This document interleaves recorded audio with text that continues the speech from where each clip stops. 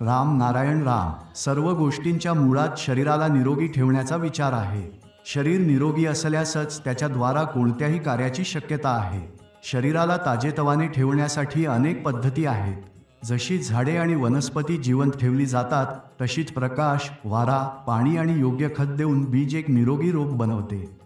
त्यानंतर त्याची देखभाल आवश्यक असते. या शरीराला देखील अत्यंत दीर्घायुष्य दिले जाऊ शकते. आपल्या आत अशी अनेक गोष्टी आहेत ज्यांना कधीच वाढण्याची संधी मिळत नाही.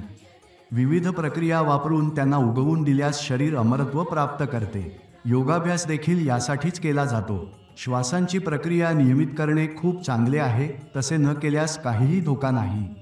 आपल्या शरीरात कॅमेराच्या लेन्ससारख्या चित्र काढण्याची क्षमता आहे. त्यांचे प्रस्फुटन होण्यामुळे अनेक गुंतागुंतीच्या समस्यांचे सोडवणूक खूप सहजपणे केली जाऊ शकते. या योगाभ्यासांमध्ये आपल्याला अनेक कार्यात असुविधा होऊ शकतात आणि आपल्याकडे त्यासाठी योग्य व्यवस्था नसल्यामुळे हे सर्व करणे शक्य होत नाही. म्हणून अशी व्यवस्था केली पाहिजे ज्यामुळे कमी वेळात सर्व काही मिळवता येईल. ध्वनी हे असेच एक माध्यम आहे. या ध्वनीचा मार्ग मंत्र आहे. हा मंत्र किंवा ध्वनी स्मरणाच्या मार्गावर वाहतो. म्हणूनच मनाशी मंत्र जपल्याने शारीरिक आणि मानसिक सर्व फळे प्राप्त होतात. योगाभ्यासामुळे जे होत नाही ते मंत्र जपून आणि स्मरण करून होऊ शकते. योग, प्राणायाम इत्यादी रक्त आणि शरीरावर परिणाम करतात. मनाशी स्मरण केल्याने जे गर्जन निर्माण होते ते मेघांच्या गर्जनेसारखे असते. शून्य आकाशात धुराच्या रूपात पाण्याच्या थेंबांनी भरलेला जो मेघ दिसतो, त्यात विद्युत आणि गर्जना अस्तित्वात असतात.